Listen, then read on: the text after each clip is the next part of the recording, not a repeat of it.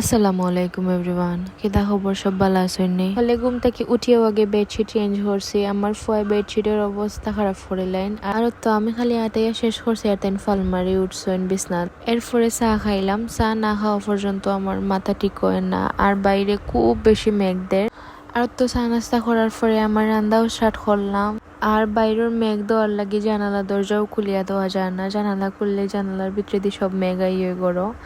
আর তো সাহাল তানোর দাদুর গেছে খেলাইরা, এর ভিতরে আমি আমার সব রান্না বাড়াও শেষ করিলাম। আর কতজন কিউট বই নাইতে আমার ভিডিওজ যে নাইস নাইস কমেন্ট করেন।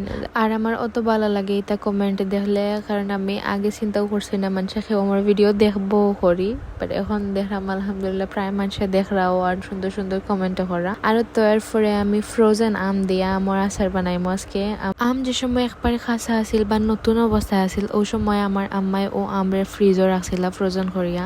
তো এখন আমি বার করিয়া গুন্তরে আচার দিয়া রাখবো। আর এগুন যেহেতু ফ্রিজও আছিল বাক্কা দিন, এর লাগে এগুন একটু নরম নরম হয়ে গেছে, বাট নষ্ট হয়েছে না, ঠিক আছে।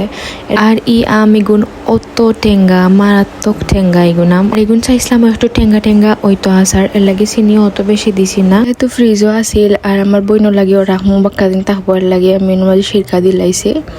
সিরকা না দিলে নষ্ট হয়ে যাইব, যেহেতু ফ্রিজও আছিল। আর তো আমার আচার হয়ে গেছে, আর আমি আমার বইনরে যে মিস করলাম, তাই বেশি পালা পায় আচার খাইতো। আর তো আমার হাজবেন্ডে ঘরে আইবার সময় আমার লাগে ফুল লইয়া আইসইন।